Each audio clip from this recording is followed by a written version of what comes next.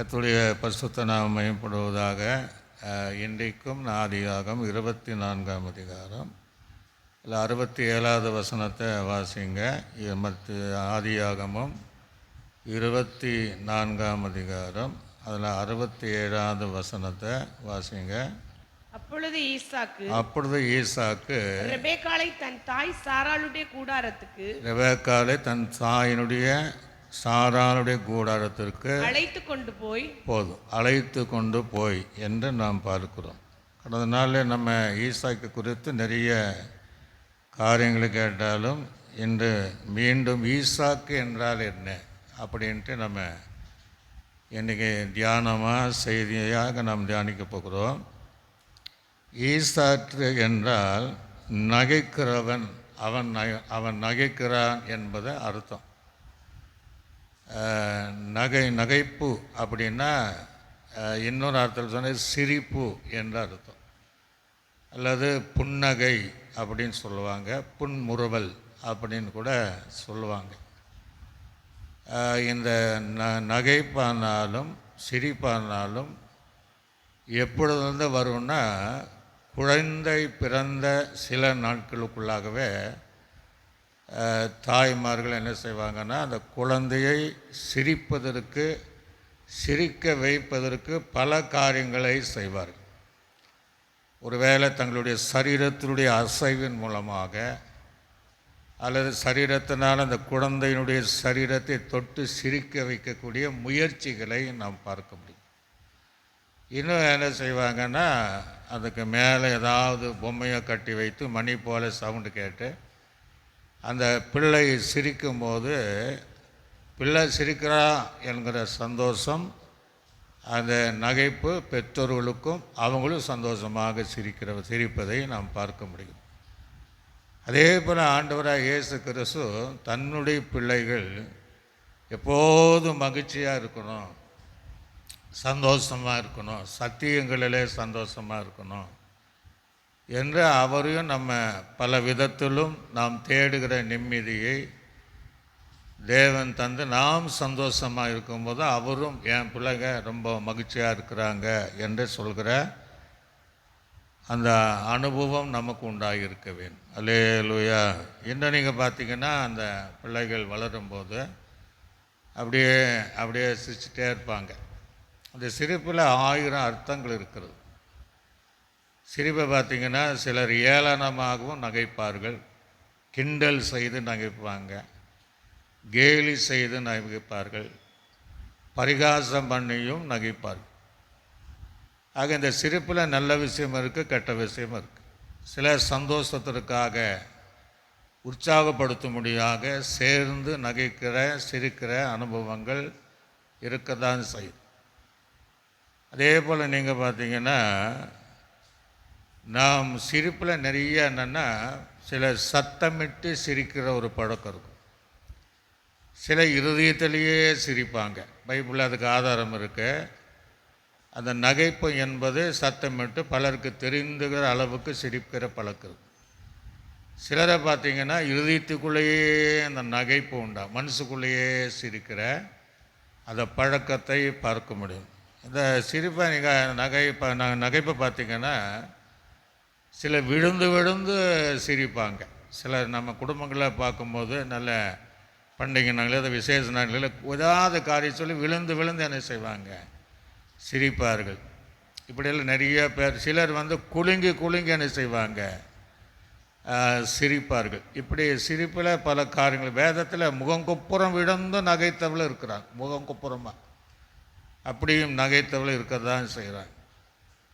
ஆனால் பொதுவாக ஒரு பழமொழி என்ன சொல்கிறாங்கன்னா, வாய் விட்டு சிரித்தால் நோய் விட்டு என்ன செய்யுமா போகும். மனதார நம்ம சந்தோஷமாக சிரித்தான்னா எல்லா நோய்களும் நம்மை விட்டு விலகும் அப்படிங்கிறத அநேகருடைய நம்ம அது உண்மைதான். சிரிக்கும்போது நமக்குள்ளே இருக்கிற பலவீனங்கள் மாறும். சமீபமான கண்டுபிடிக்க பார்த்திங்கன்னா எல்லாருக்கும் ஒரு ட்ரைனிங் மாதிரி இப்போ சிரிப்புக்கே ஒரு ட்ரைனிங் வச்சுருக்கிறாங்க, டியூஷன் மாதிரி. ஒரு நாள் யூடியூப்பில் பார்த்தேன், சேர்ந்து அத்தனை பேர் சிரிக்கிறாங்க. ஏன் சிரிக்கிறாங்கன்னா அப்படி பலவீனங்கள் மாறி வியாதிகள் மாறும் அப்படின்னு அவங்க சிரிக்க தான் செய்கிறாங்க. சில இடங்களில் நீங்கள் பார்த்தீங்கன்னா குடும்பங்களில் ஏதோ ஒரு நாள் யாராவது நபர் ரொம்ப சந்தோஷமாக சிரித்தான்னா அங்கே உள்ளவங்க சிலர் என்ன சொல்லுவாங்கன்னா ரொம்ப நீ சிரிக்கிற, எங்கே போய் முடியும்னு தெரியல, இந்த சிரிப்பை ஆஃப் பண்ணிடுவாங்க. சந்தோஷமாக சிரிக்கும்போது அவங்க சந்தோஷமாக சிரிக்கும்போது சொல்லுவாங்க, நீ இன்றைக்கி ஓவராக சிரிச்சிட்ருக்கிற, ஆனால் சிரித்தா இன்றைக்கி எதாவது நடக்கும் பார்த்துட்டுக்க அப்படின்னு சொல்லுவாங்க. ஒருவேளை அன்றைக்கி எதாவது நடந்தான்னா நீ காலையிலே நினச்ச, நீ சிரிக்கிற சிரிப்பை பார்த்தாலே எனக்கு பயமாக இருந்துச்சு, அதனால தான் இப்படி நடந்ததுன்னு சொல்லுவாங்க. அது தவறான ஒரு அனுபவம், சிரிப்பினால் வருவதல்ல. ஆக மனிதர்கள் எப்போது அதாவது நகைப்பாக சிரிப்பாக புன்முறுவலோடு கூட நாம் இருக்குது. சில இடத்துல அந்த பெண்கள் பெண் பார்க்க போவாங்க, அவங்க அந்த மாப்பிள்ளை வீட்டுக்கு பார்க்க வருவாங்க. பார்க்கும்போது அந்த கலந்து கொள்ளுங்க அந்த சம்பவம் நல்லா தெரியும். அங்கே ஒரு பையன் எப்படி இருக்கான் அப்படின்னு கேட்பாங்க. அவன் என்ன சுடுமுஞ்சுமாக இருக்கிறான், ஒரு சிரிப்பு இல்லையே அப்படிம்பாங்க. இவனெல்லாம் கட்டிட்டு வாழ்க்கையை தொலைக்கவா வேண்டாம் அப்படின்ட்டுருவாங்க அப்படின்னு சொல்லுவாங்க. இப்போ இந்த பக்கம் பார்த்தீங்கன்னா பொண்ணு ஓவராக சிரிக்கிறா, இப்போமே இப்படி சிரித்தா வீடு விளங்குமா அப்படிம்பாங்க. எப்படியும் அந்த திருமண அந்த காரியத்தில் அந்த தடைகள் வருவதை பார்க்க முடிகிறது. சிரித்தாலும் தப்பு, சிரிக்கலைனாலும் தவறான ஒரு காரியங்கள் வருகிறது. ஆக நகைப்பு என்பது தேவன் நமக்கு தந்த ஒரு வரப்பிரசாதம்னு சொல்லணும். மனிதன் கஷ்டப்படும் போது பாடும்பொழுது அப்படியே நம்ம கூடி சந்தோஷமாக இருக்கும். அப்படியெல்லாம் பைபிளை நான் தேடி பார்க்கும்போது நகைப்புன்னு தான் இருக்குது, தவிர சிரிப்பு என்று ஒரே ஒரு இடத்துல தான் இருக்குது. சிரிப்பு என்கிற வாக்கியம் ஒரு இடத்துல தான் இருக்குது. ஒரு முறை ஒருத்தர் டாக்டர்கிட்ட போனாங்க, என்னால் சந்தோஷமாக இருக்க முடியல, மகிழ்ச்சியாக இருக்க முடியல, சிரிக்க முடியல, ஏதோ ஒரு பாரம் என்னை அமுத்துது அப்படின்ட்டு அந்த ஒரு டாக்டர்கிட்ட போகும்போது அவர் சொன்னார்னா, அந்த ஊரில் ஒரு சர்க்கஸ் நடக்குது, அங்கே நீங்கள் 3 மணி நேரம் சிரிக்காதவங்களாக சிரிப்பாங்க, அங்கே ஒரு கோமாளி எல்லாத்தையும் வேடிக்கை காட்டி சிரிக்க வைப்பான் அப்படின்னு சொல்லும்போது அவர் சொன்னாரா, அந்த கோமாளியை நான் ஊரே சிரிக்க வைக்கிறேன், ஊரே நகைக்க வைக்கிறேன், ஆனால் என்னால் என்ன செய்ய முடியல, மகிழ்ச்சியாக இருக்க முடியல. அநேகருடைய வாழ்க்கை அப்படி தான். அதை பவுல் சொல்லும்போது எப்போதும் நீங்கள் என்ன செய்யுங்க, சந்தோஷமாக இருங்கள், நான் திரும்பி திரும்பி எழுதுகிறேன் அப்படின்ட்டு நீங்கள் தப்பாக நினைக்காம 13 இடத்துல பிலிப்பில் எப்போதும் மகிழ்ச்சியாக இருங்க, எப்போதும் நீங்கள் நகைச்சுவையாக சிரிப்பாக இருங்க அப்படிங்க. குடும்பங்களை நம்ம அதை பார்க்க முடியாது. சில நேரங்களில் பெற்றோர்களை பார்த்திங்கன்னா இந்த மனைவியோ கணவனோ பிள்ளைகளை கடினமான காரியங்களை அதை கடுமையாக அப்படி சிட் பண்ணும்போது நம்ம சொல்ல அப்படி கடுமையாக பண்ணிடாத, சிரித்த முகத்தோடு சந்தோஷத்தோடு அட்வைஸ் பண்ண சொல்லுவோம். சில நேரங்களில் அப்படி சொல்லுவோம். ஆனால் சிலர் அது அப்படி சொல்லும்போது அது எடுப்படுது. சில கோபப்பட்டாலும் அட்வைஸ் பண்ணாலும் எடுப்படாது. சிரித்த முகத்தோடு சந்தோஷமாக நாம் அதை செய்தாலும் சில பிள்ளைகள் கேட்க மாட்டாங்க. அதுக்கு ஒரு வசனத்தை நான் வாசித்து அடுத்தது ஈசாக்கை குறித்து நாம் தியானிக்க போகிறோம். நீதிமொழிகள் புஸ்தகத்தில் 29ஆம் அதிகாரம் 9ஆம் வசனத்தை கூட வாசிங்க. நீதிமொழிகள் 29ஆம் அதிகாரம் 9வது வசனத்தை நீங்கள் வாசிங்க. நீதிமொழிகள் 29:9. ஞானி ஒரு ஞானி மூடனுடன் வழக்காடுகையில் சினத்தால் நிலகவனே கோபம் கடிந்து சினத்தாலும் சிரித்தாலும் அமைதி இல்லை. அவனால் ஒன்றும் பண்ண முடியாதுன்னு சினம்பட்டு கோவப்பட்டு அந்த மூடனுக்கு அட்வைஸ் பண்ணாலும் அவனுக்கிட்ட அந்த மனமாற்றம் வரல, அல்லது சிரித்து பேசினாலும் அதை ஞானி மூடனோடு கூட செய்தால் அதுலேயும் ஒரு மாற்றம் இல்லைங்குதான் பிரசங்கி இந்த இடத்துல எழுதுவதை பார்க்க முடியுது. நல்லே சொல்லையா, மற்ற எந்த இடத்துல சிரிப்பு என்கிற வார்த்தை நம்ம பார்க்கும்போது ஒரே ஒரு வசனம் தான் இருக்குது. ஆனால் சில இப்போ அந்த ராஜசேகர் ஒரு பாடலில் எப்படி பாடுறாருன்னா, சீறி வரும் புயலினிலே கத்தாவே உடைய சிரித்த முகம் தெரியதும் கத்தாவேங்கிறான். அப்படி ஆண்டருடைய அன்பை வெளிப்படுத்தி அவர் மரித்து போனார். இந்த அழகான தேவ பிரசன்னம் நிறைந்த அந்த பாடலை பாடியிருக்கிறார். உடைய சிரித்த முகம், ஏன்னா அவர் வந்துட்டார், எங்கள் பிரச்சனை மாறிவிடும் என்கிற அந்த மகிழ்ச்சி, சந்தோஷம், சிரிப்பு என்கிற நம்ம வாழ்க்கையில் புயல் போல ஒரு பிரச்சனை வரும்போது அவர் வரும்போது அந்த மகிழ்ச்சி உண்டாகும். நேரம் சின்ன பிள்ளைங்க இருப்பாங்க, அப்பா அம்மா வந்த உடனே அப்பா வந்தாச்சு அம்மா வந்தாச்சு என்கிற அந்த மகிழ்ச்சி அவங்களுக்குள்ளே உண்டாகும். அதே போல் தான் அந்த சீறி வரும் புயலினிலே கத்தாவே என்னுடைய சிரித்த முகம் தெரியுதோ கத்தாவே என்று பாடுகிறார். அல்லேலூயா லூயா. ஃபாதர் இப்படி பாடுறார், அதாவது சிலுவை சுமந்து இயேசுவுக்கு பின் சிரித்த முகமாய் சென்றிடுவோம். அல்லேலூயா.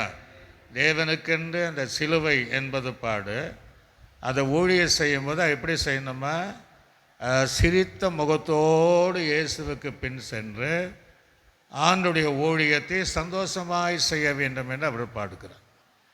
இங்கே ஈசாக் என்றால் நகைப்புன்னு அர்த்தம்.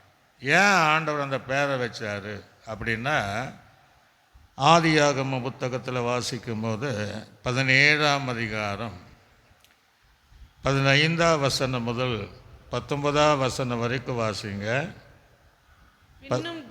பின்னும் தேவன் ஆபிரகாமை நோக்கி உன் மனைவி சாராளை இனி சாரா என்று அழியாதிருப்பாயாக. சாராள் என்பது அவருக்கு பேராய் இருக்கும். நான் அவளை ஆசீர்வதித்து அவளாலே உனக்கு குமாரனை தருவேன். அவள் ஜாதிகளுக்கும் தாயாகவும் அவளாலே ஜாதிகளின் ராஜாக்கள் உண்டாகவும் அவனை ஆசீர்வதிப்பேன் என்றார்.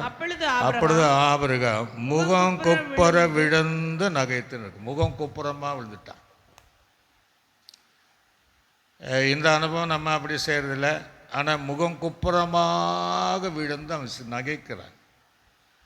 ஏன் நகைக்கிறான் என்பதை வாசிங்க. 100 வயதானவனுக்கு, அப்ப அவனுக்கு வயசு என்ன? 100 வயதானவனுக்கு பிள்ளை பிறக்குமோ? 90 வயதான சாராள் பிள்ளை பெறுவாளோ என்று தன் இருதயத்திலே சொல்லிக்கொண்டு இஸ்மவேல் உமக்கு முன்பாக பிழைப்பானாக என்று ஆபிரகாம் தேவனோடு விண்ணப்பம் பண்ணினான் என்று எழுதப்பட்டது. ஆண்டவர் சொல்றார், வாக்குத்தத்தை சொல்றப்பா, உனக்கு ஒரு பிள்ளை தருவேன், அவள் ஜாதிகளுக்கு தாயாக இருப்பாள், அவனும் ஆசீர்வதிக்கப்பட்டிருப்பான்னு சொன்ன உடனே முகங்குப்புறமாக விழுந்து நகைத்தான் என்று சொல்லப்படுது. அதனால தான் ஈசாக் என்றால் அதன் நகைப்பு என்கிற பேரை வைத்து கர்த்தர் கொடுத்துட்டார். அப்போ எப்படி அவன் நகைத்திருப்பான் அப்படின்னா, இதெல்லாம் எங்கே நடக்க போகுது என்று சந்தேகத்தோடு நகைத்திருக்கிறான். இன்னும் எப்படி நகைத்திருப்பான்? அதை விசுவாசிக்காம அவ்விசுவாசத்தோடு நகைத்திருக்கிறான். இன்னும் எப்படி நகைத்திருப்பான்? அவன் நம்பிக்கை, அந்த வார்த்தையின் மேலே அவனுக்கு நம்பிக்கை வரல. அந்த அவன் நம்பிக்கையோடு முகங்குப்புறம் விழுந்து 100 வயசு வேற ஆச்சு. சாராளுக்கு 90 வயசு ஆச்சு. இதெல்லாம் நடக்கிற காரியமா? இதெல்லாம் நடக்குமா? நான் பிள்ளையை பெறுவேனா? தகப்பன் ஸ்தானத்தை அடைய முடியுமா? அவள் தாய் ஸ்தானத்தில் அடைவாளா? அவள் ஜாதிகளுக்கு வேற தாய்ங்கிறாரு என்று முகங்கொப்புறமாக விழுந்துட்டு இஸ்மவேலுக்காக விண்ணப்பம் பண்ணுறான். ஒரு சந்தேகத்தினுடைய நகைப்பு, அவ்விசுவாசத்துடைய நகைப்பு, அவன் நம்பிக்கையினுடைய நகைப்பு. ஆனால் இந்த இடத்துல நல்ல கவனிங்க, கர்த்தருடைய தூதனானவர் ஏன் நீ நகைத்தான்னு ஒரு கேள்வி கேட்கல.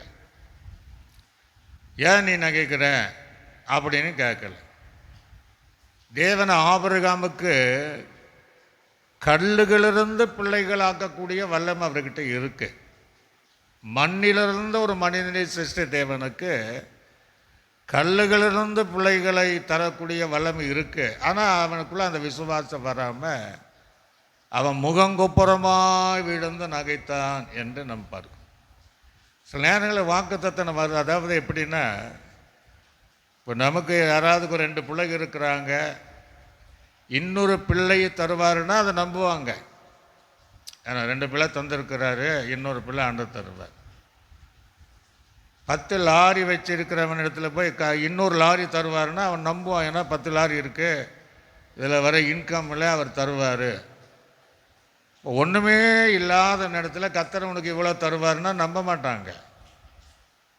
10 வீடு இருக்கிறவனுக்கிட்ட ஒரு வீடு உனக்கு ஆண்டவர் தருவாருன்னு நம்புவாங்க. எனக்கு வருமானம் வருது, எப்படியோ இந்த வார்த்தை நம்பலான்னு. ஒன்றுமே இல்லை, ஒரு சென்ட் இடமே இல்லைன்னு சில வாக்குத்தத்தங்களை கொடுக்கும்போது தங்களுக்கு இதெல்லாம் நடக்குமா, நடக்கிற காரியமா என்று ஆபிரகாமை போல நகைக்கிற கூட்டங்கள் இருக்கத்தான் செய்யுது. ரலேலுயா.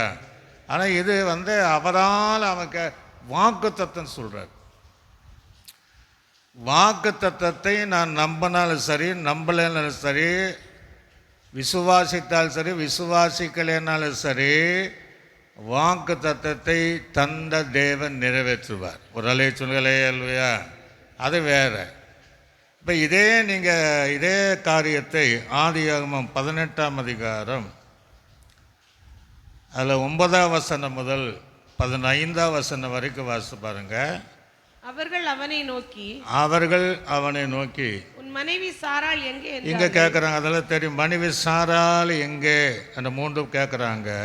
அதோ கூடாரத்தில் இருக்கிறாள் என்றார். அப்பொழுது அவர் ஒரு உற்ப கால திட்டத்தில் நிச்சயமாய் உன்னிடம் திரும்பி வருவேன். அப்பொழுது உன் மனைவியாக சாராள் ஒரு குமாரன் இருப்பான் என்றார். அதற்கு பின்புறமாய் கூடார வாசலில் இதை கேட்டுக்கொண்டே இருந்தால் ஆபிரகாமும் சாராளுக்கும் வயது சென்று முதிர்ந்த வயதுள்ளவாய் இருந்தார்கள். ஸ்திரீகளுடைய வழிபாடு சாராளுக்கு நின்று போயிற்று. ஆகையால் உள்ளத்திலே நகைத்து நான் கிழவியும் என் ஆண்டவன் முதிர்ந்த வயதுள்ளவனானவர் எனக்கு இன்பம் உண்டாயிருக்குமோ பின்பு எனக்கு இன்பம் உண்டாயிருக்குமோ என்றார். கர்த்தர் ஆபிரகாமை நோக்கி சாராள் நகைத்து நான் கிழவியா இருக்க சொல்வானேன். கர்த்தர் ஆடாத காரியம் உண்டோ? உற்ப கால திட்டத்தில் உன்னிடம் திரும்ப வருவேன். அப்பொழுது ஒரு குமாரன் இருப்பாள் என்றால் சாராள் பயந்து நான் என்ன செய்யல, நகைக்கவில்லை என்று மறுத்தாள். அதற்கு நீ நகைத்தாய் என்று சொன்ன. இப்போ ஆபிரகாம் இடத்துல அது சொல்லலை. ஏன் நீ சிரிச்ச, ஏன் நகைத்தாய் கேட்கவே இல்லை. இப்போ சாராள் உள்ளத்தில் நகைக்கிறாள். சில நேரங்கள் நம்ம உள்ளத்துக்குள்ளே சிரிப்போம், வெளிப்படையாய் சிரிப்பது வேற. இப்போ சாராள் இதெல்லாம் கேள்வியாக இருக்கிற என் ஆண்டவர் முதிர்ந்த வயதுள்ளவர் இருக்கிறாரு, இதெல்லாம் சாத்தியம் கிடையாது, ஸ்திரீகளுடைய வழிபாடும் நின்று போயிடுச்சு, இதெல்லாம் நடக்குமான்றபோது அவள் உள்ளத்தில் நகைக்கும் போது ஆண்டவர் ரிப்போர்ட் பண்ணுறாரு, சாராள் நகைத்தாள். என்னால் செய்யக்கூடாத காரியம் உண்டோ? அப்போ அவள் சொல்ல நான் நகைக்கவில்லை. உடலே சொன்னங்களே இல்லையா? இல்லை நீ என்ன செஞ்சிருக்கிற, நகைத்தா என்று அங்கே சொல்லக்கூடிய காரியத்தை பார்த்து. சில நேரங்களில் நம்ம குடும்ப காரியங்கள் ஆனாலும் ரோட்லேயே யாரோ பார்க்கும்போது நம்ம பார்த்து யாராவது சிரிப்பாங்க. நம்ம வீட்டில் சொல்லுவோம், அவர் என்னை பார்த்து சிரிச்சா, அவர் என்னை பார்த்து என்னன்னு நம்ம கேட்டோன்னா சிரிக்கவே இல்லைப்பா. அப்போ நம்ம இல்லை நீ சிரிச்சேன்னு சொல்கிற மாதிரி சாரால் சொல்ல நான் நகைக்கவில்லை, அவர் சொல்ல இல்லை நீ நகைத்தாய். ஒரு அலைய சொல்லலையே இல்லையா? ஆக அந்த சூழ்நிலை நிமித்தமாகத்தான் தேவன் ஆபிரகாமுக்கு ஈசாக்கு என்ற பிள்ளை, அடுத்த வசனத்தில் வாசித்து பார்த்தீங்கன்னா அந்த 15வது வசனம், 18-15.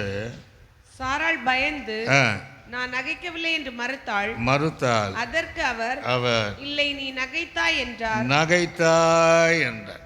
அப்போ எப்படியும் வெளிப்பிரகாரமாகவும் மறைமுகமாக நகைத்தாலும் தேவனுடைய வாக்குத்தத்தம் மாறவே இல்லை என்பது நம்ம நல்லா தெரியும். ஆண்டவர் சொல்கிறார், அவனுக்கு ஈசாக்கு என்று நீ பெயரிடணும் அப்படிங்கிறார். அப்போ ஆண்டவர் பார்த்தார், 2 பேர் சிரிக்கிறாங்க. இவங்க நிஜமாக சிரிக்கக்கூடிய, அவனை பார்த்து பார்த்து சிரிக்கக்கூடிய நகைப்பு என்கிற பெயரையே ஈசாக்கு கொடுத்துட்டாங்க. இங்கே ஈசாக்கை பெற்ற பின்னாடி 2 பேர் எப்படி இருந்திருப்பாங்க? ஐயோ, நம்ம சந்தேகப்பட்டு சிரிச்சிட்டோமே, இப்படியெல்லாம் கேள்வி கேட்டு நம்ம சிரிச்சிட்டோமே, நீ நகைத்தாய் என்று சொல்லும்போது இல்லை நகைக்கலேன்னு சொன்னோமே, முகங்குப்புறமாய் விழுந்து நகைத்தோமே. அவனை பார்க்கும் போதெல்லாம் அவங்க வாழ்க்கையில் நிஜமாக நம்ம நகைக்கத்தக்க சிரிக்கத்தக்க ஈசாக்கை தந்தாரே என்று அவனை பார்க்கும் போதெல்லாம், அவனை சுமக்கும் போதெல்லாம் அவங்க வாழ்க்கை ஒரு சிரிப்பாக மகிழ்ச்சியாக அங்கே இருந்திருக்கும் என்பதை நாம் அறிந்தோம். நல்ல சொல்லுயா, என்றைக்குமே ஆண்டவர் மாற மாட்டோம். புதிய பிரகாரத்தில் இன்னொரு சம்பவம் இருக்குது.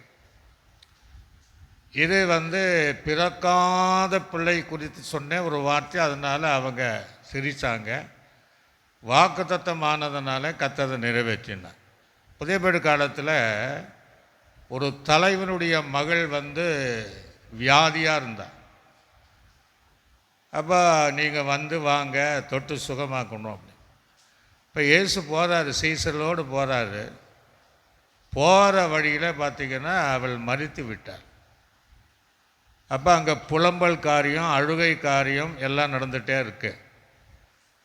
இப்போ இயேசு போன உடனே அவர் சொல்கிற வார்த்தை, பிள்ளை இல்லை, அவள் மறிக்கலை, நித்திரையாக இருக்கிறாள் அப்படின்னா. எல்லாரும் அங்கே சிரித்தாங்க, எல்லாரும் சிரித்தார்கள். அந்த பகுதியை நீங்கள் வாசித்து பாருங்கள். மத்தேயு சுவிசேஷம் 9ஆம் அதிகாரம் 23வது வசனத்தையும் 24, 25வது வசனத்தை வாசிங்க. மத்தேயு 9, 23, 24, 25. இயேசுவானவர் தலைவன் வீட்டில் தாரை ஊதுகளையும் இறைக்கிற என்னன்னா அந்த அழுது இறைக்கிற புலம்புகிற ஜனங்களை கண்டு விலகுங்கள், இந்த சிறு பெண் மறிக்கவில்லை, நித்திரையாயிருக்கிறாள் என்றார். அதற்காக அவரை பார்த்து நகைத்தார்கள். ஜனங்கள் வெளியே துரத்தப்பட்ட பின்பு அவர் உள்ளே பிரவேசித்து அந்த சிறு பெண்ணின் கையை பிடித்தார். உடனே அவள் இழந்திருந்தாள் என்று பார்க்க. அப்போ அவங்க என்ன எப்படி வந்திருப்பாங்க? இயேசுவை பார்த்து, அவளை பார்த்தா வாட்ட சட்டமாக இருக்கிறாரு, ரொம்ப அழகாக இருக்கிறாரு, நீண்ட அங்கி தரித்திருக்கிறாரு, தாடியெல்லாம் வச்சிருக்கிறாரு. ஆனால் அந்த மரித்து போன பொண்ணை போய் அவள் தூங்குறா, நித்திரையாக இருக்கான்னு சொல்கிறாரு என்று சொல்லி தான் எல்லாரும் அங்கே என்ன செய்தார்களாம்? நகைத்தார்கள். அல்லேலூயா, அல்லேலூயா, எல்லோரும் சிரிச்சிட்டாங்க அப்படின்னு. ஆனால் இந்த இடத்துல நீங்கள் பார்த்தீங்கன்னா நகைத்த அத்தனை பேரையும் வெளியே தள்ளிட்டார். ஆபிரகாமுடைய வாழ்க்கையில் அது நடக்கலை.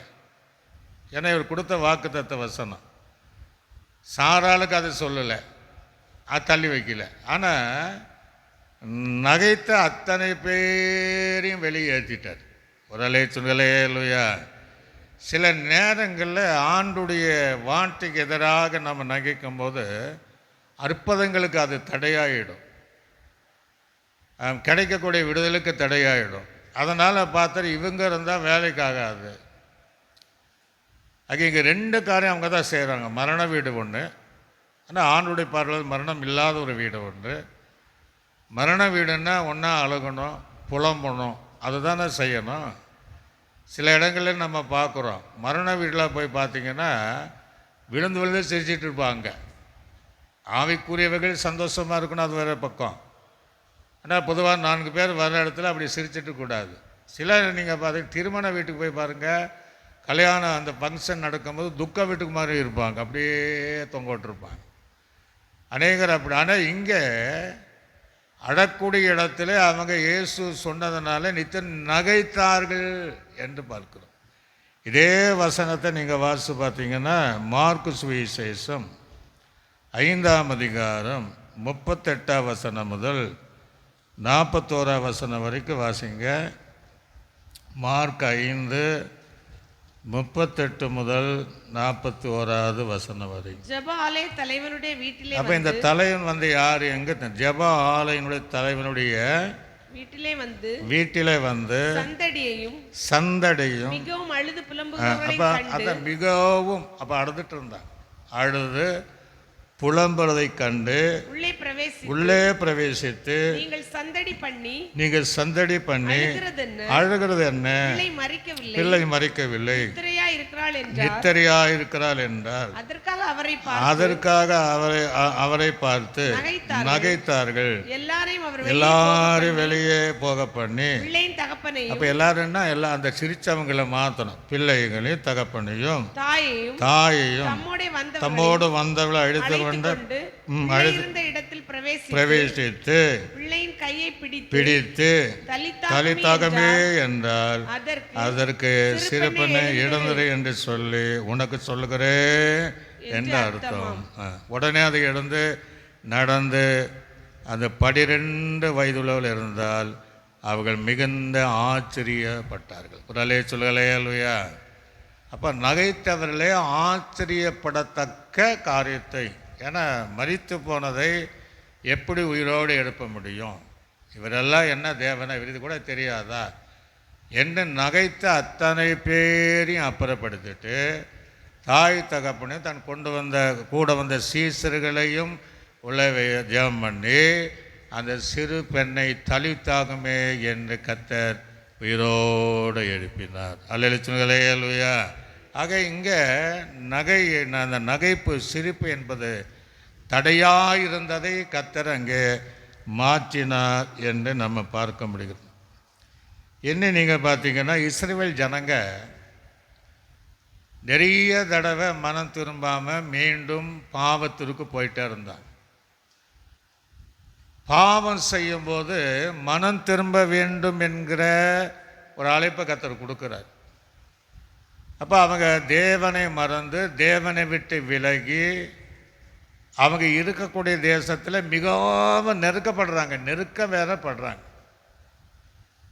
தேவனை விட்டு விலகும் போது அதில் ஒரு நெருக்கம் படும்போது கர்த்தர் அவங்க மேலே வைத்த நேசத்தினால ஆள் அனுப்பி நீங்கள் திரும்புங்கள், வந்துடுங்க, உங்கள் நெருக்கமெல்லாம் மாறும், உங்கள் கஷ்டம்லாம் மாறும் என்று சொல்லுகிறவளை ஆலோசனை கொடுத்தாங்க இல்லையா? அவர்களை பார்த்து அந்த நெருக்கத்தில் இருந்த அந்த ஜனங்கள் நகைத்தார்கள் என்று நம்ம பார்க்கிறோம். எங்கே பார்க்க முடியுது?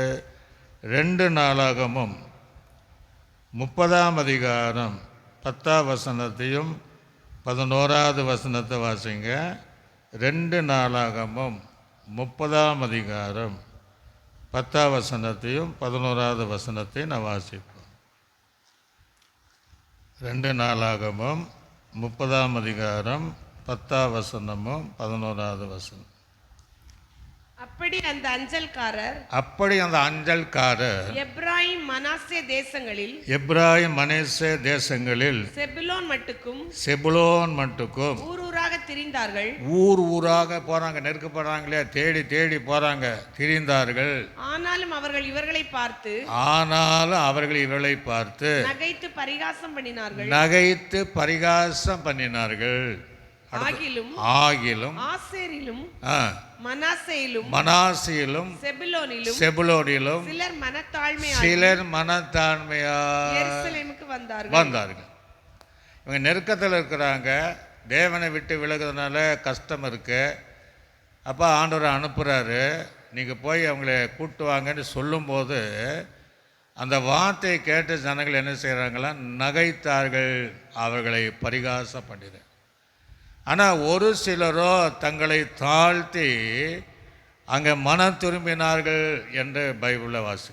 இப்போ நல்ல கவனிங்க, எல்லா சபையில் பார்த்தீங்கன்னா சில சபை விட்டு விலகுவாங்க. இப்போ நம்ம போய் அட்வைஸ் பண்ணுவோம், வாங்க நீங்கள் தேவ சமூகத்தில் வாங்க அப்படின்னு சொல்லும்போது சிலர் யதார்த்தமாக இருப்பாங்க. சிலர் என்ன செய்வாங்கன்னா நகைத்து பரிகாசம் பண்ணுகிற ஜனங்களை இன்றைக்கும் இருக்க தான் செய்கிறாங்க. ஆனால் அவங்க நெருக்கம் இருக்கும், சோதனை இருக்கும், ஏதோ ஒரு பிரச்சனையில் இருப்பாங்க.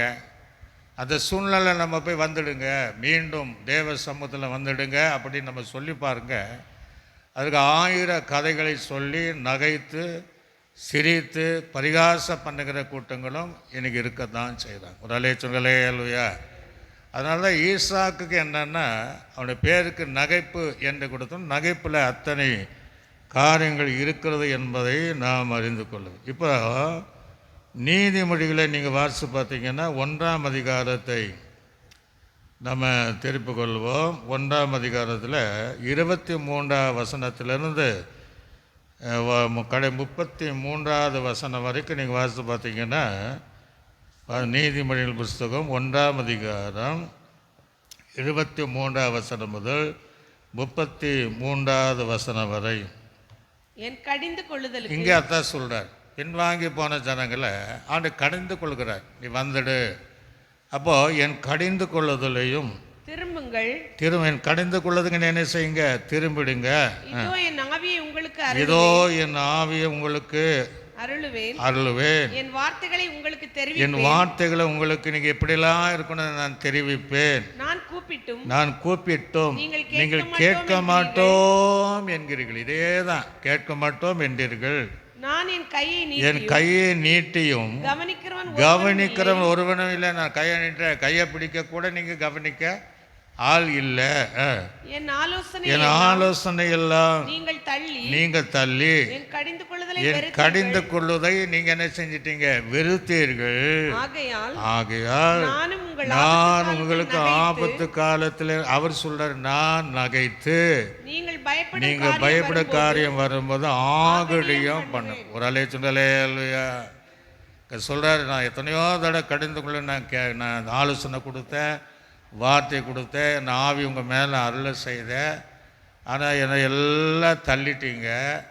ஆனால் ஒரு ஆபத்து வரும்போது நான் என்ன பண்ணுவேன், நான் உங்களை பார்த்து நகைப்பேங்கிறார். ஒரு அலைய சொல்லலே இல்லையா. ஆகடியம் என்பது அது அர்த்தம். அந்த ஆகடியம் பண்ணுவேன், சந்தோஷமாக இருப்பேங்கிறார். ஏன்னா எவ்வளோ நான் கூப்பிட்டு என் கடிந்து கொள்வதற்கும் என் ஆலோசனைகளுக்கும் நீங்கள் செவி கொடுக்கல, என் வார்த்தையெல்லாம் தள்ளிட்டீங்க. ஆக மீண்டும் ஒரு ஆபத்து உங்களுக்கு வரும்போது நான் அதை பார்த்து நான் ஆகடியம் பண்ணி நகைப்பேன் என்று கர்த்தர் சொல்கிறார். கீழே அதே நீங்கள் வாசித்து பார்த்தீங்கன்னா வாசித்து பாருங்க. நீங்கள் பயப்படும் காரியம் புசல் போல வரும்போது, ஆபத்து சூறாவளி போல உங்களுக்கு நேரிடும் போது, நெருக்கமும் இடக்கணும் உங்கள் மேலே வரும்போது ஆகடி சந்தோஷமா இருப்பேன். ஆகடியும் அதான் சந்தோஷமா இருக்கு, சிரிப்பேங்கிறார். அப்போ அதற்குள்ளே நீங்கள் என்ன செய்யணும், வந்து விடணும். அது என்ன சொல்கிறாருன்னா, நீங்கள் பயப்படுகிற காரியம் எப்படி வருதான், புயல் போல வரும்போது, ஆபத்து சூறாவளி போல் உங்களுக்கு நேரிடும்போது, நெருக்கமும் இடக்கணும் உங்கள் மேலே எழும்பும்போது நான் ஆகடியும் பண்ணுவேன். ஏன்னா நான் கூப்பிட்டு பார்த்தேன், நீங்கள் வரல, ஆளு தள்ளிட்டு ஆகடியும் பண்ணுவேன். அடுத்தது, அப்பொழுது அவர்கள் என்னை நோக்கி கூப்பிடுவார்கள், நான் மறு உத்தரவு கொடுக்க மாட்டேன். அவர்கள் அதிகாலையிலே என்னை தேடுவார்கள், என்னை காண மாட்டார்கள். அவர்கள் அறிவை வெறுத்தார்கள், கர்த்தருக்கு பயப்படுதலை தெரிந்து கொள்ளாமல் போனார்கள். என் ஆலோசனைகளை விரும்பவில்லை, என் கடிந்து கொள்வதை எல்லாம் அசட்டை பண்ணினார்கள். ஆகையால் அவர் தங்கள் வழியினுடைய பலனை புசிப்பார்கள், தங்கள் யோசனையினாலே திருப்தி அடைவார்கள். பேதைகளின் மாறுபாடு அவரை கொல்லும், மூடன் நிர்விசாரம் அடிக்கும். அது கீழே சொல்றாரு. அதுல கொஞ்சம் பேர் செவி கொடுப்பாங்க இல்லையா, அதுக்கு சொல்றாரு, எனக்கு செவி கொடுக்கிற செவி கொடுக்க எவனோ அவன் விக்கனமின்றி வாசனை பண்ணி ஆபத்து காலத்தில் அமைதியாக இருப்பான். அல்லேலூயா. அப்போ அங்கே 4ஆம் வசனத்தில் மொத்தம் 12 கோத்திரம் 10 கோத்திரத்தார் தான் பின்வாங்கி போயிட்டாங்க. அந்த 10 கோத்திரத்தாரில் ஒரு சிலர் மாத்திரம் தாழ்ச்சி வந்தாங்க தவிர மற்றெல்லாம் நகைத்து பரிகாசம் பண்ணாங்க.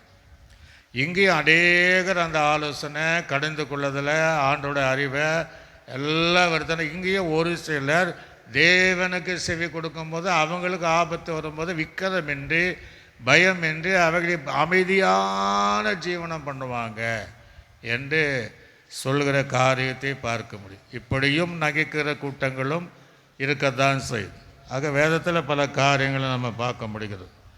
இப்போ நீங்கள் சங்கீதத்தினுடைய 59ஆம் சங்கீதம் 5ஆம் வசனம் முதல் 8ஆம் வசனம் வரைக்கும் நம்ம வாசிக்கும்போது 59 5ஆம் வசனம் முதல் 8ஆம் வசனம் வரைக்கும் சேனைகளின் தேவனாய் கர்த்தாவே, இஸ்ரவேலின் தேவனே, நீ சகல ஜாதிகளையும் விசாரிக்க விழித்து எழும்பும் வஞ்சகமாக துரோகம் செய்கிற ஒருவரும் தயவு செய்யாதீங்கிறான். தயவு செய்யாதையும் அவர்கள் சாயங்காலத்தில் திரும்பி வந்து நாய்களைப் போல ஊளையிட்டு ஊரை சுற்றி திரிகிறார்கள். இதோ தங்கள் வார்த்தைகளை கக்குகிறார்கள். உதடுகளில் பட்டயம் இருக்கிறது. யார் என்கிறார்கள். ஆனாலும் கர்த்தாவே, நீர் அவளை பார்த்து நகைப்பீர், புறஜாதிகள் யாவரை இகழ்வீர் என்கிறார். இங்க அதான் சொல்ற. ஒரு நாள் வரும்போது எத்தனையோ நான் சந்தர்ப்பத்தை கொடுத்தேனே, எத்தனையோ முறை என் அன்பினுடைய கரினால் கட்ட பார்த்தானே, ஆனால் நீ வரவே இல்லை என்று கடைசி நாளில் அவர்களை பார்த்து நகைப்பார் என்று சொல்லப்படுது. உடலே சொல்லலேலூயா. ஆக அங்கே நகைப்பு என்றால் வாழ்க்கை முழுவதும் சந்தோஷமாக இருப்பதற்கு தான் ஈசாக்கை கர்த்தர் கொடுத்தார். ஆக இங்கே பலவிதமான நகைப்பை நம்ம பார்த்துட்டே இருக்கிறோம். இன்னும் நீங்கள் சங்கீதத்தில் வாசிக்கும்போது 2ஆம் சங்கீதம் 1ஆம் வசனம் முதல் 4ஆம் வசனம் வரைக்கும் வாசிங்க. ஜாதிகள் கொந்தளித்து, இப்ப ஜாதி யாருக்கு விரோதமாக? தேவனுக்கு விரோதமாய் கொந்தளித்து, ஜனங்கள் விருதா காரியத்தை சிந்திப்பானேன். ஆமா, தேவையில்லாத காரியத்தை சிந்திப்பானே.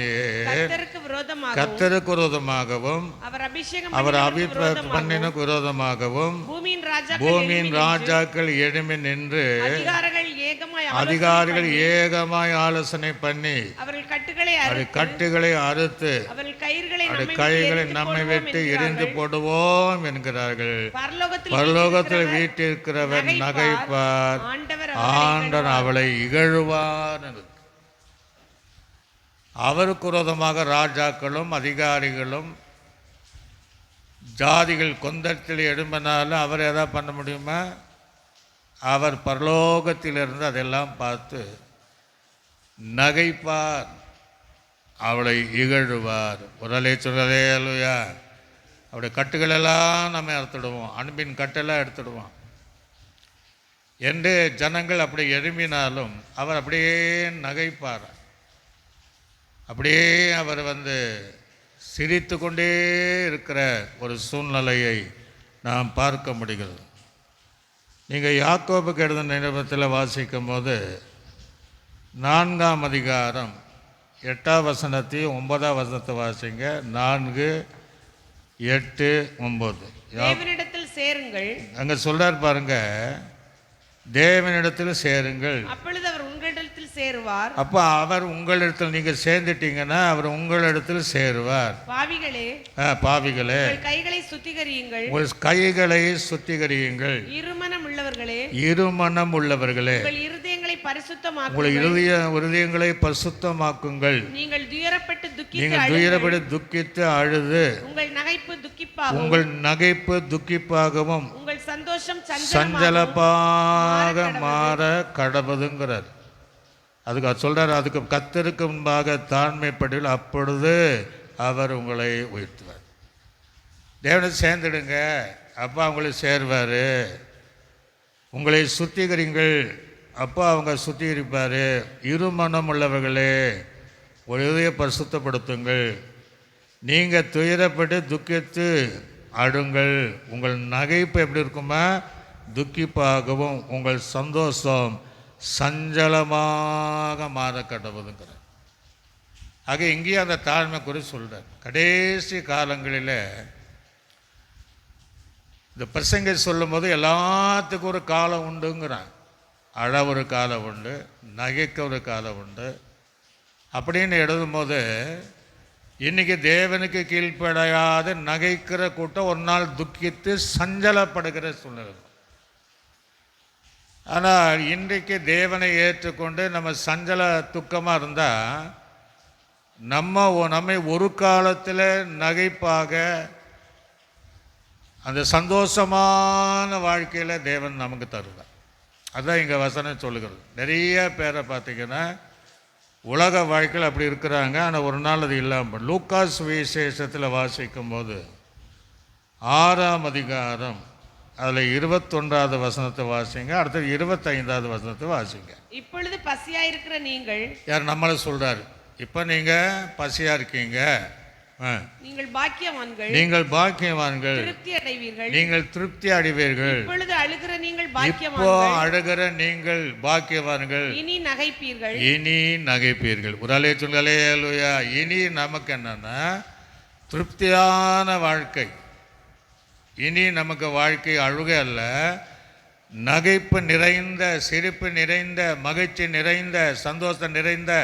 ஏன்னா அங்கே துக்கம் இல்லைன்னு தான் வசனம் இருக்குது. அப்படிப்பட்ட ஒரு வாழ்க்கை, சஞ்சலம் தவிப்பு எல்லாம் ஓடி போகும், நித்திய மகிழ்ச்சி தலைமையில் இருக்கும் சொன்னதை போல கர்த்தருடைய பிள்ளைகளுக்கு நித்திய மகிழ்ச்சியான ஒரு வாழ்க்கை கர்த்தர் வைத்திருக்கிறார். ஆனால் 25ஆம் வசனத்தில் வாசிக்கும் போது இப்போ எப்படி இருக்காங்களா, அவங்க திருப்தியாக ஒன்றுமே குறை இல்லாமல் துன்மார்கள் செழிப்பாக இருந்தால் திருப்தியாக இருக்கிறவர்கள் உங்களுக்கு ஐயோ உங்களுக்கு ஐயோ.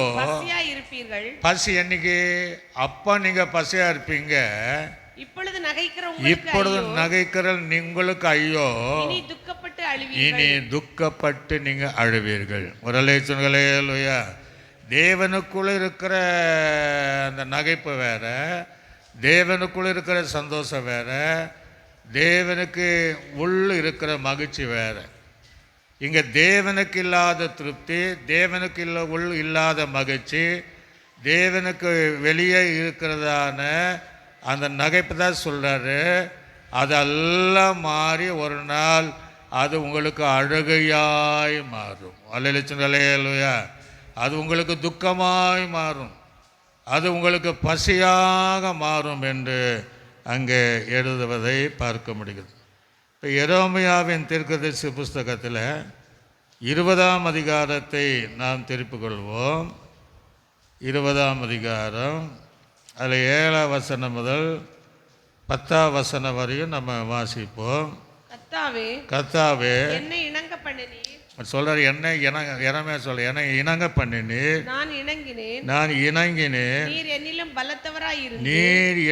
பலத்தவராக இருக்கிறீர், என்னை மேற்கொண்டு நாள்தோறும் நகைப்புக்கு இடம். எப்படி இருக்க ஆண்டு சொல்ல, ஆண்டவரே நான் அழைச்சிங்க, ஆனால் ஒவ்வொரு நாளும் என்னை நகைப்புக்கு இடமாக்கிட்டீங்க.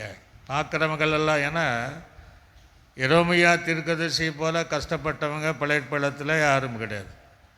பலான கிணறுல அவனை போட்டாங்க, 39 அடிகள் அவனை அடித்தார்கள், இடுக்கத்தின் அப்பத்தை வேற கொடுத்து அவனை ரொம்ப நறுக்கினாங்க.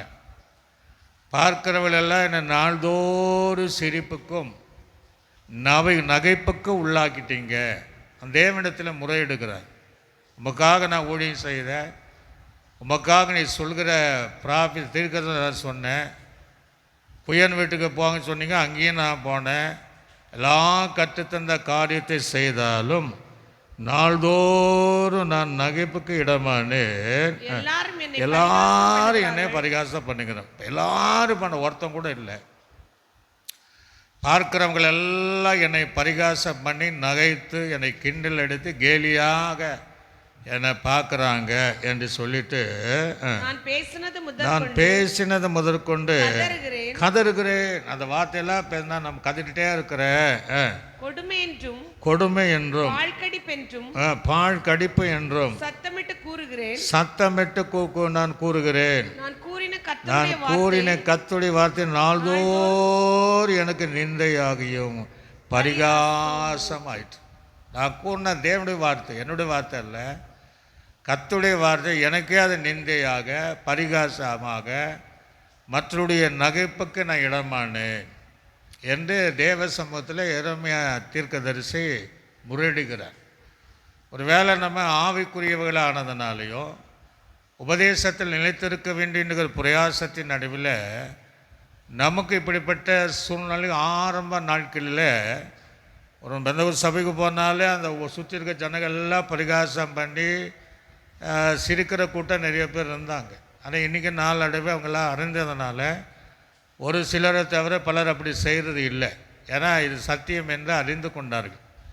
அதனால் ரொம்ப அங்கே போயிட்டா அப்படின்ட்டு ரொம்ப பரிகாசம் பண்ணி கர்த்தருடைய ஊழியரானாலும் தேவ பிள்ளைகளானாலும் அப்படி தான். நாங்களாம் எங்கள் அம்மாவை ரொம்ப பரிகாசம் பண்ணி கிண்டல் பண்ணி சிரித்ததெல்லாம் நினச்சி பார்க்குறேன். அப்போ இதுக்குள்ளே வரும்போது தான் நம்ம செய்வது எவ்வளோ தவறு என்று தெரியும். அப்படியே இந்த எரேமியா வாழ்க்கையில் அந்த எரேமியாத்தில் நடந்தது. அடுத்த வசனம், ஆதலால் நான் அவரை பிரஸ்தாபம் பண்ணாமலும் சொல்கிறேன், இனி நான் என்ன பண்ண மாட்டேன், பிரஸ்தாபம் பண்ண மாட்டேன். இனி கர்த்தருடைய நாமத்தினால நான் பேசாமலும் இருப்பேன் என்று. ஆனாலும் அவருடைய வார்த்தை என் எலும்புகளில் அடைப்பட்டு எரிகிற அக்கினி போல என் இதயத்தில் இருந்தது. அதை சகித்து இளைத்து போனேன், எனக்கு பொறுக்க கூடாமல் போயிற்று எழுதணும். அடுத்தது பாருங்க, அடுத்த வசனம், அநேகர் சொல்லும் அவதூறு பண்ண கேட்டேன், பயம் சூழ்ந்திருந்தது, அறிவியுங்கள் அப்படி நாங்கள் அதை அறிவிப்போம் என்கிறார்கள். என்னோட சமாதானமாக இருந்த அனைவரும் நான் தவறி விடும்படி காத்திருந்து ஒருவேளை நமக்கு இணங்கிடுவா, அப்பொழுது அவனை மேற்கொண்டு குரோதம் தீர்த்து கொள்வோம் என்று எல்லாரும் அவனை பரிகாச பண்ணி நகைத்தார்கள். நாள்தோறும் நம்ம ஊழியத்தை செய்ததுனால ஆகிலும் நாமத்தை நான் பிரஸ்தாபப்படுத்தக்கூடாது, வார்த்தை பேசக்கூடாது இருந்தாலும் என் உள்ளம் ஒத்துக்கொள்ள இந்த வார்த்தை எலும்புகளும் அடைப்பட்டு அது அக்னியாக எரிகிறதுங்கிறான். ஒரு அலைய சொன்னாலே இல்லையா? நம்ம வாழ்க்கை அப்படிதான். ஊழியரானாலும் விசுவாச குடும்பமானாலும் எதுக்கடா இந்த வாழ்க்கை அப்படின்னு நினச்சாலும் சத்தியத்தை அறிந்ததுனால நம்மளால் அதை என்ன செய்ய முடியல, மறக்க முடியாமல் மீண்டு எழும்புகிறோம். என்ன இருந்தாலும் அவர் தான் அப்படின்னு சொன்னதை போல் எத்தனை நம்மை சுற்றிலும் பரிகாசங்களும் நகைப்பு இருந்தாலும் கர்த்தருக்காக வாழ்கிற ஜனங்களாக இருக்கும். அதே போல் ஈசாக் என்றால் நகைப்பு. இத்தனை அர்த்தமுள்ள காரியத்தை வைத்து தான் ஈசாக்கை நகைப்பு என்ற அர்த்தமுள்ள வாழ்க்கையை கர்த்தர் கொடுத்தார். இப்போது சங்கீதத்தில் 52ஆம் சங்கீதத்தை எடுத்துக்கொள்வோம். 52ஆம் சங்கீதம் 1ஆம் வசனம் முதல் 8ஆம் வசனம் வரையும் நம்ம வாசித்து நம்ம முடிப்போம். பலவானே பொல்லாப்பில் ஏன் பெருமை பாராட்டுகிறாய்? நல்ல கவனிங்க, சங்கீதம் பலவானே, அவன் பலவான் தான். ஆனால் பொல்லாப்பில் நீ ஏன் பெருமை பாராட்டுகிறாய்? தேவனுடைய கிருபை என்னாலும் உள்ளது. நீ கேடுகளை செய்ய எத்தனை பண்ணுகிறாய் பாருங்க. அவனை பலவான்னா பொல்லாப்பில் பெருமைப்படுற, நீ கேடுகளை செய்ய, நல்லதில்ல கெடுதல் செய்ய எத்தனை பண்ணுற, பிரயாசப்படுற, ஆசைப்படுற. கபடு செய்யும் உன் நாவு தீட்டப்பட்ட சவரன் கத்தி போல். சில சொல்லுவாங்க இல்லையா, சில சொல்லும்போது சில கத்திலாம் இருப்பாங்க, சில நூலையே அறுத்து போடுவாங்கம்மா. சிலர் பார்த்தீங்கன்னா பேசியே கொண்டு போடுவாங்க. அப்படி சொல்கிறேன் கபட நாவு. அடுத்தது, நன்மையை பார்க்கலும் தீமை நன்மை பார்க்கலும் தீமையும் யதார்த்தத்தை பேசுகிறதை பார்க்கலும் பொய்யையும் விரும்புகிறாய். அவன் நல்லதை எதுவுமே அவன்கிட்ட நல்லதில்லை. நன்மை கிடையாது, தீமை விரும்புகிறான். யதார்த்தம் சத்தியம் கிடையாது, அதையும் விரும்புறதில்ல. பொய்யை விரும்புகிறான். கபடமுள்ள நாவே சங்கரிக்க சகல வார்த்தைகள் விரும்புகிறான். அப்படின்னா பேச நல்ல வார்த்தை கிடையாது, அநேகரை சங்கரிக்க கூடிய வார்த்தைகளை தான் நீ விரும்பி அநேகருக்கு எதிராக நீ செயல்படுகிறாய். இப்ப நல்லிங்க இன்னைக்கு இப்ப சொல்றேன், தேவன் உன்னை என்றென்றைக்கு இராதபடி அழித்து போடுவார். அவர் உன்னை பிடித்து உன் வாசஸ்தலத்திலிருந்து பிடுங்கி நீ ஜீவனுள்ளோர் தேசத்தில் இராதபடி உன்னை நிர்மலமாக்குவார். நீதிமான் அதை கண்டு பயந்து நகைத்துன்னு இருக்கு. ஒரு அலேச்சல்களே இல்லையா, இப்படியெல்லாம் நம்மளை அழிக்கணும் பண்ணானே, நமக்கு விரோதமாக இப்படியெல்லாம் செய்தானே, அவனுக்கு எப்படி வந்தது என்று சொல்லி நீதிமான் அவனுக்கு வந்த நிலைமையை பார்த்து நகைத்து அப்படின்ட்டு அந்த வேதத்தில் வாசிக்கணும். அடுத்தது வாசிங்க. இதோ தன் தேவனை பலனாக எண்ணாமல் செல்வ பெருக்கத்தை நம்பி தன் தீமையிலே பலத்து கொண்ட மனுஷன் இவன்தான் என்பார்கள். நானோ தேவனுடைய ஆலயத்தில் பச்சையான ஒளிவு மரத்தில் இருப்பேன், தேவனுடைய கிருபை என்றென்றைக்கும் நம்பி இருக்கிறேன் என்று சொல்லு. இப்போ நமக்கு என்ன ஆண்டு கற்றுத்தராருன்னா, நம்ம வாழ்க்கையில் எத்தனையோ தடவை நம்ம நகைத்திருக்கிறோம், சிரித்திருக்கிறோம். நகைப்பு என்பது வாழ்க்கையில் சந்தோஷத்தை தருகிறது. நகைப்பு என்பது கர்த்தருக்குள் மகிழ்ச்சி உண்டாக்குகிற ஒரு காரணம். கர்த்தருக்கு பிரியப்படுகிற நகைப்பாக இருக்கும். ஆனால் சில நேரங்களில் நம்ம கர்த்தருக்கு பிரியமில்லாத நகைப்பு நம்ம வாழ்க்கையில் வந்துடும்.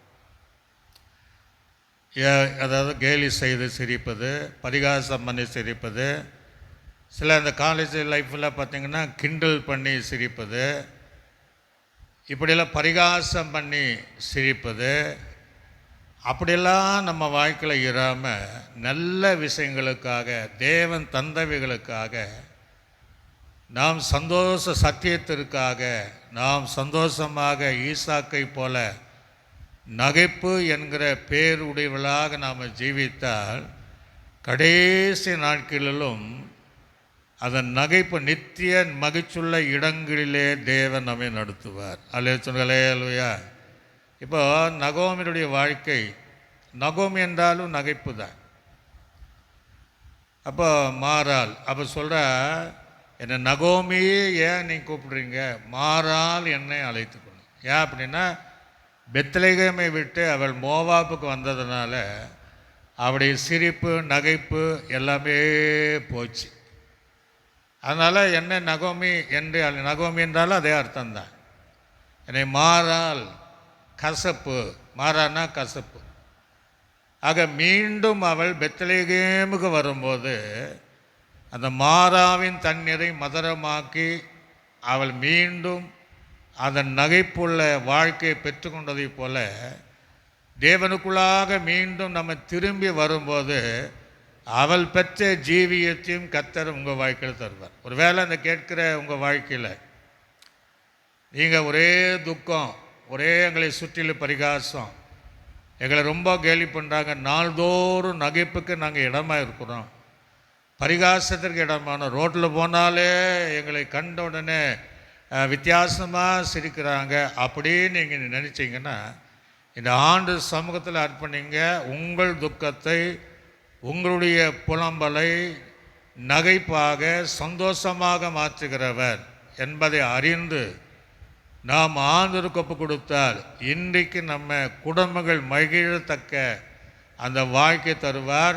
உங்களுக்கு எதிராக செயல்படுகிறவர்களுடைய வாழ்க்கை, அவங்க இப்போ ஒரு வேளை சந்தோஷமாக இருக்கலாம், இப்போ திருப்தியாக இருக்கலாம், அவர்கள் நீங்கள் நகைக்கத்தக்க ஆகடியும் கர்த்தரே ஆகடியும் பண்ணத்தக்க ஒரு சூழ்நிலைகளை அவள் தள்ளப்படுவார்கள். ஆகவே கர்த்தருக்குள்ளாக எப்பொழுதும் நீங்கள் மகிழ்ச்சியாக இருங்கள், அதுவே நமக்கு பலன் என்று சொன்னதை போல எப்பொழுதும் மகிழ்ச்சியாக இருக்க, நகைப்புலவளாய் குடும்பங்களில் கணவன் மனைவி பிள்ளைகளுக்குள்ள சந்தோஷமாக கோபத்தோடு பேசாமல் அப்படியே நாம் பேசியிருந்தால் இருதயத்துக்குள்ள மகிழ்ச்சி உண்டாகும், நம்ம விட்டு பலவிதமான நோய்கள் விலகும்.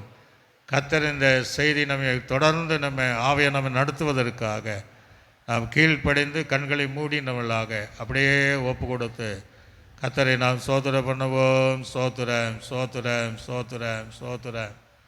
ஈசாக் என்றால் நகைப்பு. அந்த வாக்கு தத்தத்தின் பிள்ளை இருந்தாலும் ஆபிரகாம் முகம் குப்புறமாக விழுந்து நகைத்தார். சாரால் நகைத்தாள். நீ நகைத்தாய் என்று சொல்லும் போது நகைக்கல என்று சொன்ன. ஆக எத்தனையோ விதத்தில் நகைப்பு கொடுத்ததான சத்தியங்களை கேட்கும்படி நீர் உதவி செய்தீர்.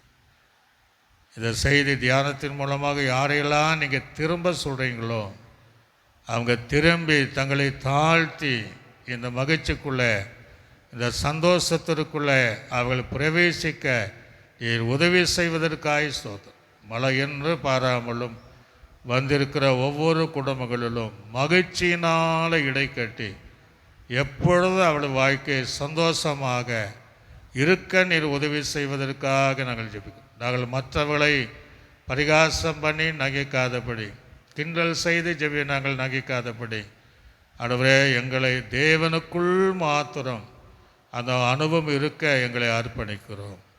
எங்கள் தாழ்த்தி ஒப்படுக்கிறோம். இயேசு கிறிஸ்துவின் நாமத்தில் ஜெபிக்கிறோம் நல்ல பிதாவே, ஆமென்.